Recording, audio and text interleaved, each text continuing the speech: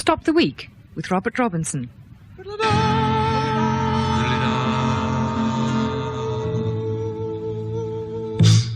Hello. Our conversation this evening comes from Sarah Harrison, the novelist, Dr. Michael O'Donnell, the lapsed physician, Benny Green, writer and broadcaster, and Milton Shulman, drama critic of the London Standard. Music from Dillie Keane of Fascinating Aida. Now, a fiver or a tenner's okay, but how can you say a tour? I haven't got a tour in my fingers. I would have had if it hadn't been taken away from me by the producer who claims he owns it. Anyway, but it's the new £2 coin, and a £2 coin seems as queer as a 3-bob note, if you see what I mean. Looks all right, though you have to restrain yourself from trying to tear off the gold foil to get at the chocolate, rather thick and heavy, and has that talismanic charm that banknotes are entirely devoid of, but which coins still seem to be invested with. Even when they're worth so little, you wonder if you can be bothered bending down to pick them up. The head in the centre, surrounded by the Latin runes, seems to have more significance than a mere couple of quid warrants, a sort of juju. I don't mean it just of the 2-quid coin, but what do you think? There's more than simply money's worth in a coin, is what I'm getting at in a mysterious way. I think, first of all, we ought to call it a twicer instead of a tour. A twicer is probably what they'll end up calling it, especially the people who haven't got any. They'll call it a twicer. That's admirable. And I think that one of the prices we paid for the recent revolutionary changes in our coinage is the loss of all those nice nicknames for the old coins. I mean, I regret the passing of the Tosharoon. I don't miss the half crown. I never quite believed in it. But the Tosharoon I miss, and the Sprat and the Sprazi you never hear anymore. So twicer is something we desperately cling to. But it really is crazy that they've done it the same size as a 10p coin. It's identical in size. Yeah, but it's much heavier and thicker. Interesting you speak of Sprazi and Tosharoon. They're like Cockney rhyming slang. I just never heard anyone use it except in like this in front of microphones. Bangus a Sprat was as redolent of my childhood. Bangus a Sprat. Tosharoon was rather a lot of money, but Bangus a Sprat was... you better just tell us how much a Tosharoon it was. Well, a Tosharoon was half a crown, you see, but Bangus a Sprat means, can I please have sixpence? Yes. So that wasn't bad. But can I please have a twicer, I suppose, is the inflationary equal. Twice is an excellent sobriquet. Yeah. You see, I have this feeling that it's all a plot to get us all to use those little holders where you divide up your coinage and put it in the appropriate little slot, which I'm sure are awfully handy, but seems to spoil the whole idea. Change should be loose change. And I like coins. They seem more real. You know, you get into notes or a sort of poor, faded, crumpled second best, and then when you get into this awful plastic money, you know, money that doesn't exist, money that's just an idea, that's terribly disappointing. Change should be loose in handfuls. Yes. I warn you off those little holders. Somebody gave me one for Christmas, and as a result, instead of losing the £1 coins that I lost 8 at once. Of course. But I find it a retrograde. I don't think coins are real money anymore. Oh. It's interesting that when they're on game shows, when they try and entice people, they sort of flicker notes under their noses, and it seems, you know, money on the table is visions of pound notes on the table. There's a delightful physician in Glasgow, Sir Ferguson Anderson, you can't get more Glasgow than that, who was telling me that when he was a younger doctor, a patient arrived in the ward and said, "You've been very kind to me, doctor, and I want to give the hospital a present." And he produced a great wad of those old £5 notes. Now, that really was money. And he started counting through them. And the sister and Fergie were both counting with him to see how far he got. He got up to 30... and then discovered what he was really looking for, which was a 10-bob note.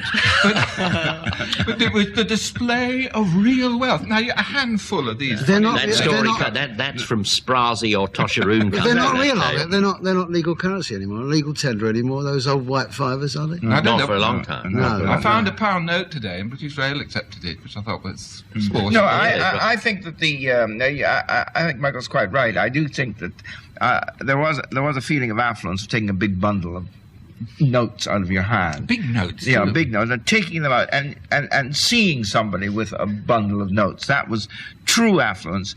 And somehow coins have always been, to me, mini things. They're always the kind of little things you use for change. And I've always thought that there's nothing more off-putting in terms of romance for a woman than to be taken out by a man who used to have coins in a purse, which he used to snap open, very bad. and then pay his restaurant bill with coins. I think that would be the most. If I was a woman, I would think, God, I'm going to leave this man immediately. It's so surprising you say that. You think that the banknotes are more impressive. Fantasize a little. If you were to dig up a whole hoard of money, wouldn't you sooner it were in those little curiously bent co-op tally kind of silver things that Anglo-Saxons evidently use? It's much more fun. I mean, after all, a fiver's here today and gone tomorrow. Well, it's here today and gone today, so to speak. But the doubloon is with us till the crack of doom. You can't wear it out. It's there. This is reverting to childhood, isn't it? I mean, I don't want to claim excessive poverty as a child, but did anybody else have the experience of... There were times when I knew every coin I had in my pocket very well. There was a dirty little sixpence, and I had a shiny half-crown, and coins were real coins. The other thing was... They were like white mice. They lived in your pocket. And you knew them, and you knew each one, and where its provenance and everything. And I was well blessed with uncles, and they used to press a coin into my hand after I'd visited them and I hadn't broken too much.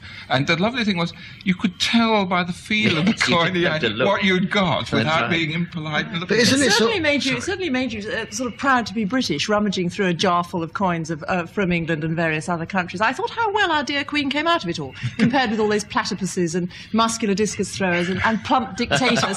She's jolly nice looking and she's got a nice hairstyle, and I thought, good for her. But what about the countries that had coins with holes in the middle? I used to think that was the real symbol of abject national poverty. I'm not sure which countries they were, but coins with holes in the middle. But you see, we're going to get to a stage really where we're going to have eventually, because of inflation or continued inflation at some stage or other, £5 coins and £10 coins.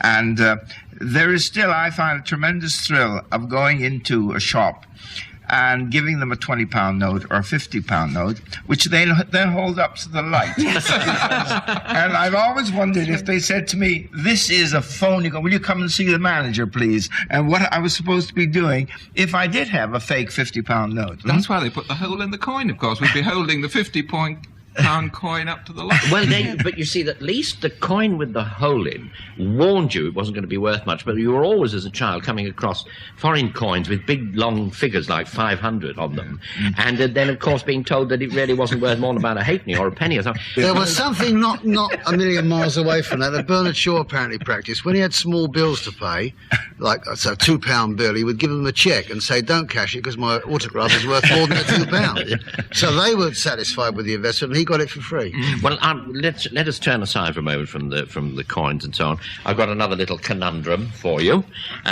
My briefcase is falling to pieces, and it only seems yesterday I brought it brand new into this very studio, and someone said I hadn't got you down as a briefcase man, and he was quite right, since for years I'd folded such papers as I carried into a small square packet and stuffed them into my back pocket. And as I smoothed them out on the table in front of me, they were always warm. Anyway, that's not the point. The point is, why are there only two imperfect sorts of briefcase?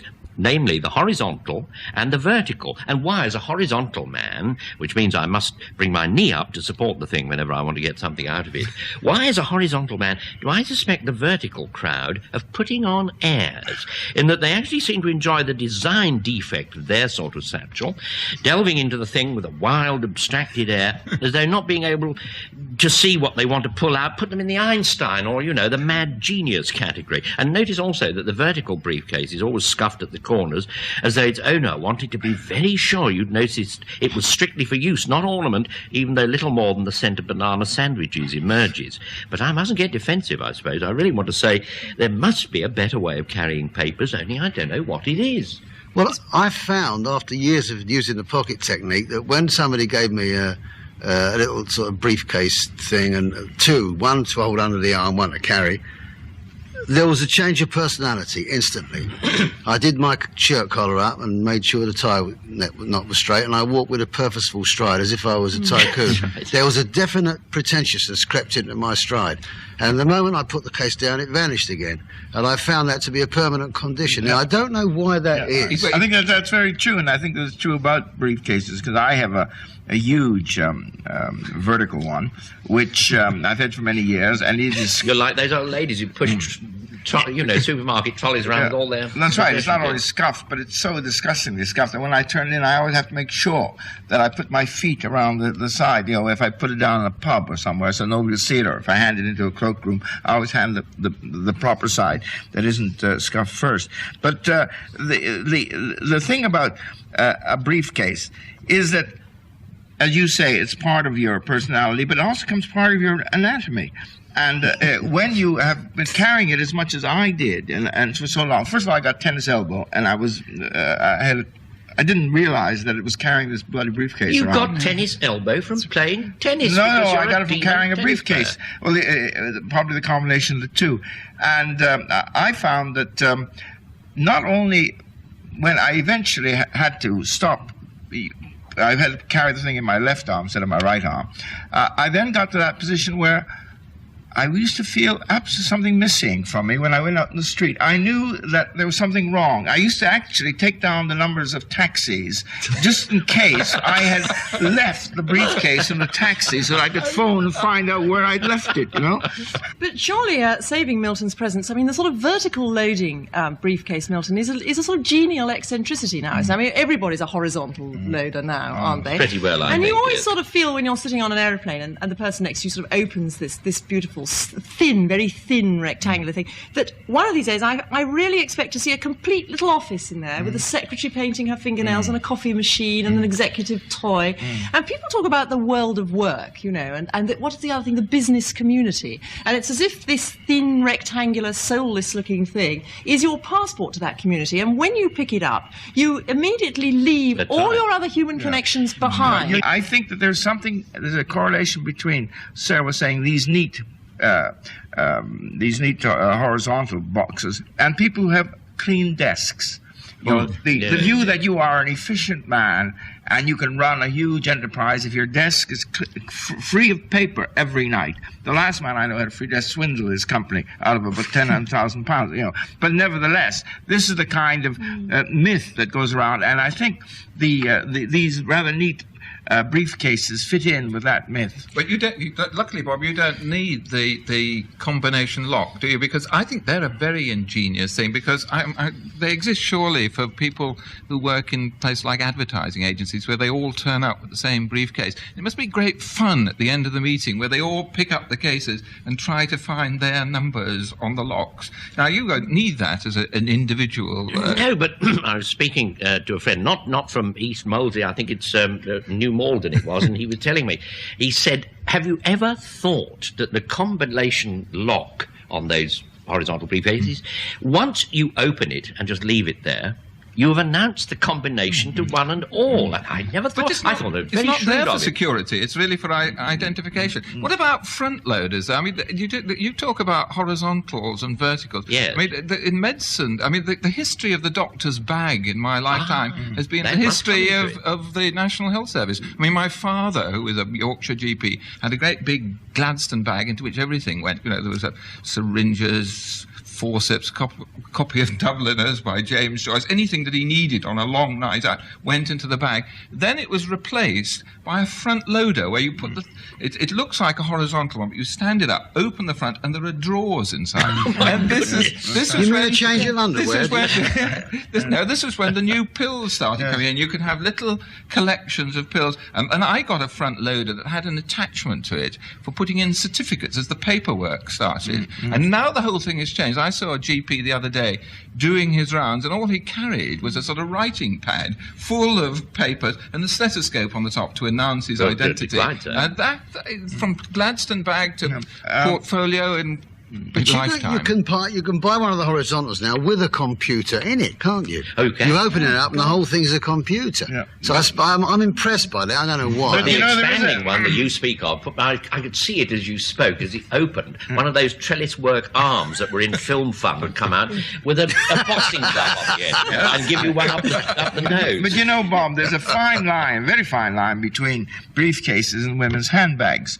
And this was brought home to me when my wife last week went to the opera with an American visitor who was carrying one of these soft-sided leather briefcases. And the commissionaire, when he handed in his ticket, said would he have to check it at the cloakroom. They went to the Kogo and there was a huge queue. So he said to my wife, will you carry it in as your handbag? You see, and she carried in, went to the commissioner and said, my companion was carrying my handbag.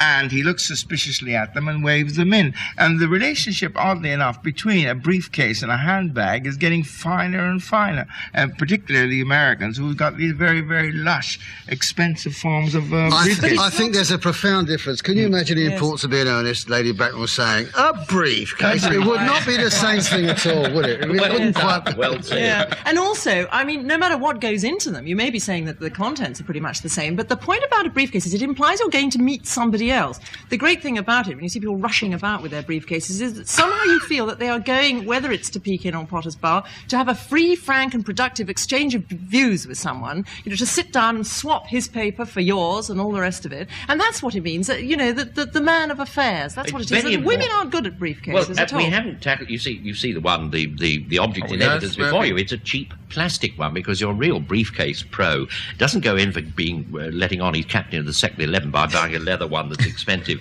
and playing a chairman. He doesn't do that.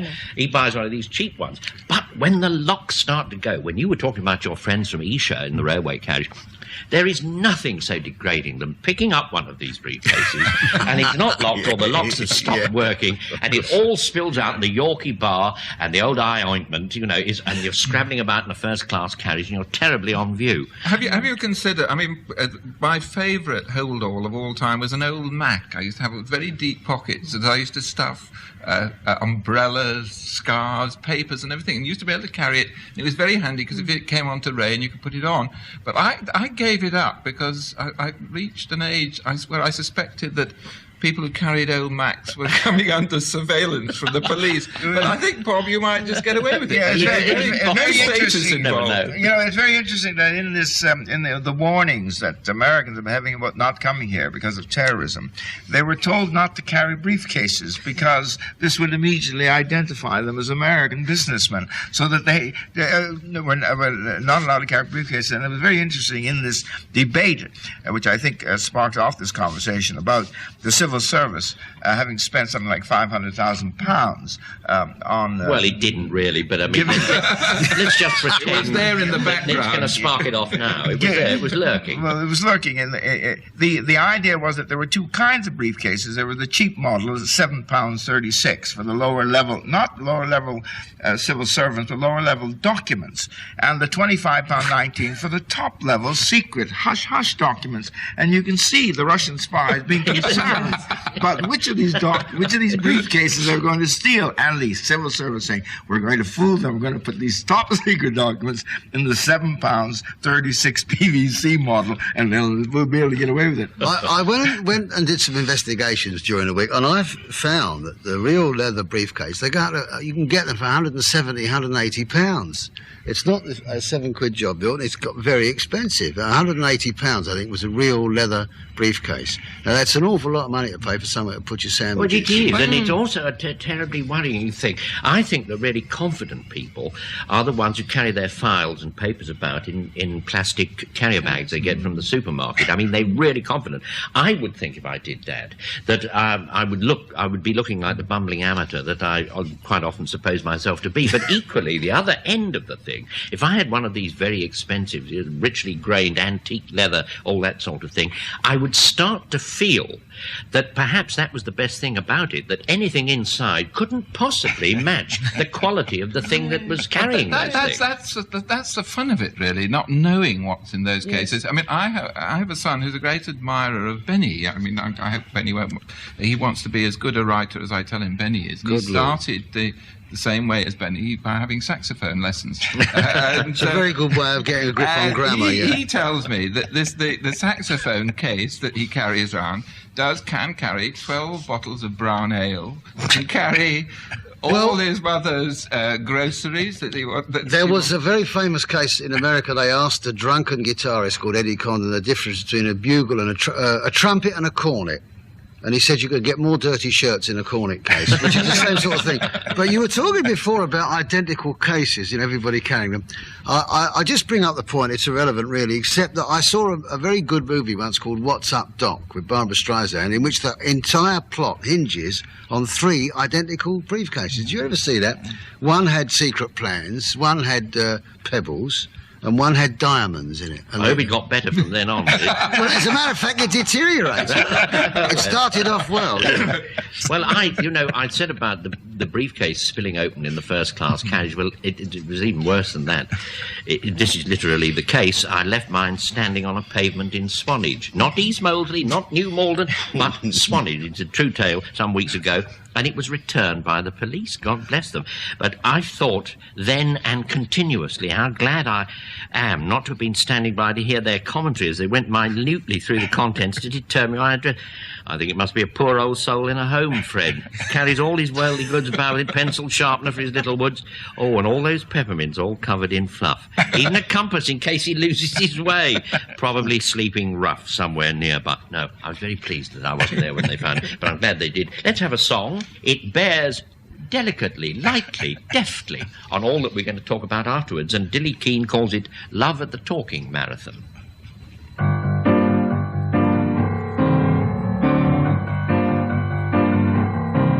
At a talking marathon I was suffering from ennui. When we sang Foin Savoir-Faire, you looked straight at me. You whispered pianissimo, ehuemsatis, which roughly translated means I've had enough of this. I noticed in your eyes there was a mean je ne sais quoi. When you said vanité, I parried, oh, je ne sais pas. But you said, come on, baby, it's a quid pro quo. Mirabile dictu, it was come and go. We did the Oxford Rock. Great. We did the Oxford Rock. Great. We did the Oxford Rock. Great. He flattened me with Latin, and I fell for his élan.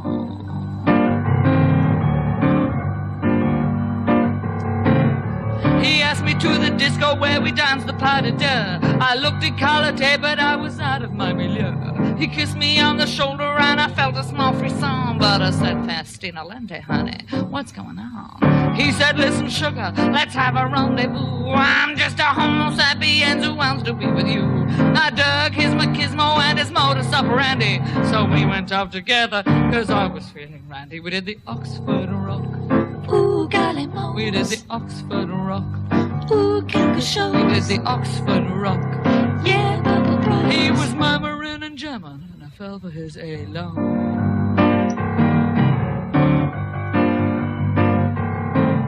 Some little time elapsed, he called Monsieur le Telephone, saying, cara mia, you're a sine qua non. Won't you boogie to some Wagner with me, wear my mother's ring? I said, zut alors, aber now there's a thing. I accepted his proposal, and we married one fine day, and now I'm trapped as wife and mother. Je suis désolé. So I warn you, though he promised bidets, patios, and duvets, Timeo, Danos, et Dona Ferrente, stuff the Oxford Rock. Ooh, he's a tempter. Stuff the Oxford Rock. Yeah, he's a tempter. Stuff the Oxford Rock. Caveat emptor. He beat me to the finish, and I hated his élan. Stuff the Oxford Rock. Ooh, shiny light. Stuff the Oxford Rock. Yeah, Sturm and Drang. Stuff the Oxford Rock. Chitty, bang, bang. He was mannish speaking Spanish, but I hated his élan. Oh, viens ici, Matalo. Well, yes. Now, Dillie leads us kindly into this little topic because of the Oxford Union, as you may remember, was holding a speech marathon. Now, Milton, you said it's over already, is it? Well, it's over. I read somewhere that it lasted 193 hours and 49 minutes, which broke the record, apparently. Yeah. And the motion was roughly about... Please don't. About something to do with a beer which reaches certain parts and refreshes certain parts. Yeah, That seemed to be the profound they subject which they were discussing. They ought to be ashamed of themselves. But I thought one interesting item was one chap told a joke which lasted 2.5 hours. Really? Yeah. Most jokes sound as though they last 2.5 hours. But what I want to put to you is this. You said it was 190 hours or 2,000 million hours, whatever. Chunna, till their jaws or even their drawers drop off, you see. But God help us, I think it's a miserable ambition, as though speech were exclusively a function of the larynx, and it was simply a matter of finding the stopcock. Yes, I do realise we're on delicate ground here. We like to run on a bit ourselves. We certainly do. But we do try to let the clutch in first, don't we? We do try to think or hope that the cortex is engaged. But simply to go on mouthing brings speech into disrepute, I would have thought. And what with disc jockeys and filibustering politicians, it isn't as though there's any shortage of that. I think the lads at the Union would have been better off perched at the top of flagpoles, don't you? I think it's a great mistake to think that the members of go to the Union desire or are capable of coherent, pithy speech. Well, that's a great mistake to assume that they can say anything intelligible. And I only base this on one visit to the Cambridge Union, where there were 4 speakers. I was one of them, and I took it very seriously, being a member of the working class who ain't never been learned to talk proper. I was very touched to be asked, and I went along with a prepared speech, and I was the only one of the 4 speakers who came along without a guitar. And from that day to this, I've failed to take any of their pretensions seriously. Well, I think you're absolutely right to have done that. When I heard about it, it reminded me that there is actually something attractive about the sound of talk if you can't hear the words. I rather like those bits on Radio 3 between the items in a concert where you hear this talk and you can't hear it. It's a rather nice sound. And I discovered that people actually make use of that.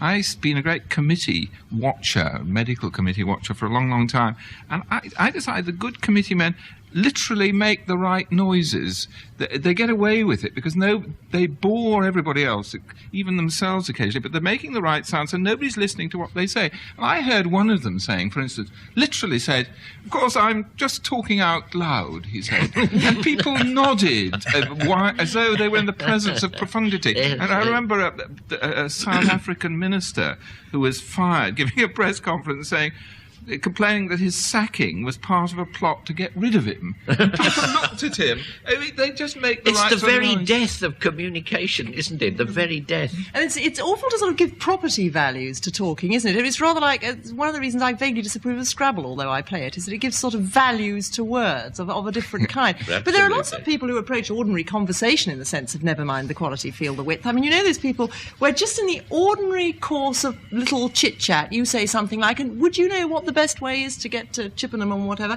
And they don't just respond in the same kind. Suddenly you're deluged with an avalanche of, you know, atlases and AA books and all the times they've done it since they had the old Ford Popular, and you are snowed under with information you just don't want to hear, and they feel that they're doing you an extra special favour by giving you all this chair. I mean, I'm sure you must have had a teacher at school, Bob, who used to say to you when you did exams, "Don't write all you know, answer the question." You know, and we who write historical novels are a bit prone to write all we know and not just answer the question. You know, put down, because you went and found it out, you'll jolly well write it all down. And a lot of people do approach Yeah, that is the talking like equivalent. this. I mean, such teachers, long may they thrive, really. I mean, it's a nasty way of putting it, rather a sort of pedestrian way of putting it. But what the teacher really means is like Mr. Eliot. When Mr. Eliot was introduced to a young poet and someone said he's a poet, Mr. Eliot, after a long and aching, but I dare say pregnant silence, because that's what it's all about, said, "Do try and write as little as possible." And that's it. You see, what the teacher is trying to say, if you've got nothing to say, you might as well shut up. But no one ever does. Conversation is not about talking; it's about listening. And you'd know all about that. No one would listen to you if they didn't think that their turn was coming next. I mean, it's impossible to conceive of people. Some of us listening despair. to a conversation without thinking they'd be able to say something in return.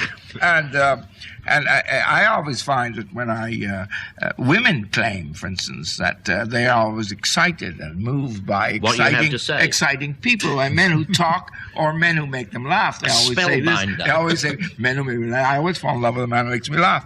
But I found it precisely the opposite. I mean, women tend to fall for a man who is a good listener to them, and thereby they get the illusion that they have had a stimulating time and that he's very, very clever. I'm sure that it's the ability to make the other person talk. But that you're that talking is about true the heart of conversation.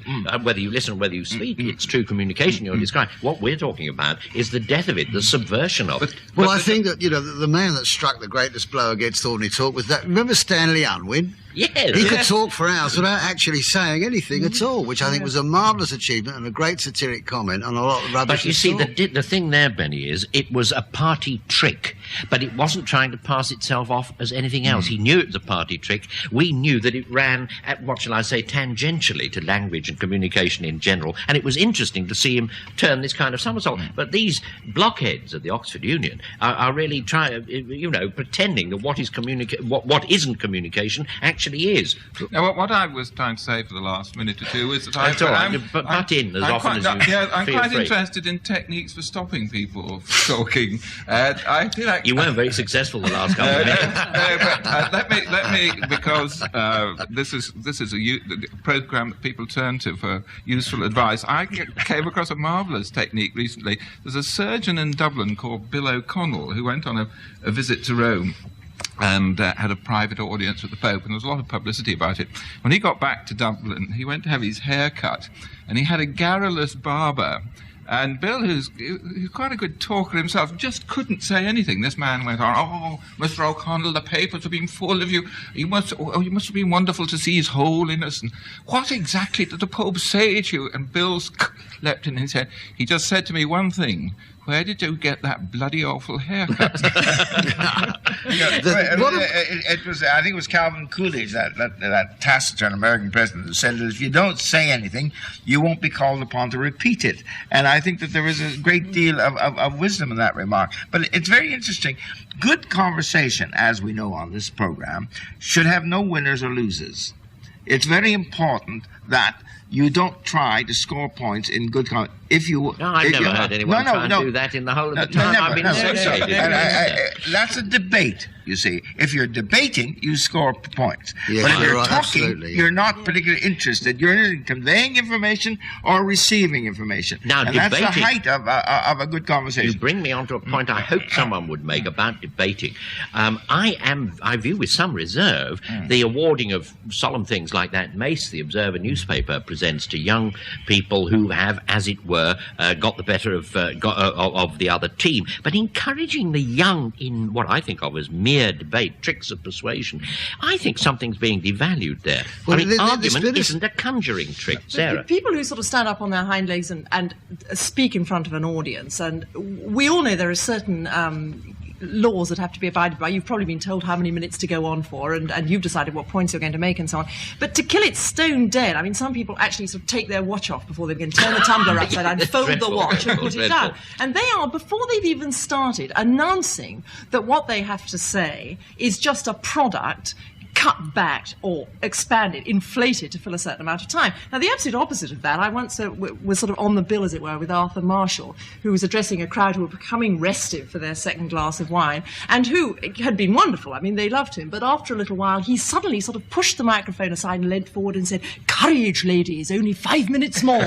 And immediately they were in the palm of his hand. The thing reminds me of an anecdote, and it's Calvin Coolidge again that we mentioned before, and we ought to pay tribute to the unfilibuster, the man that deliberately curtails not only his own speech, everybody else's. And the famous story of the woman that's sitting next to Calvin Coolidge, and she said, "Mr. President, I've had a bet with a friend of mine, and I get you to say 3 words over dinner." And he just turned to her and said, "You lose."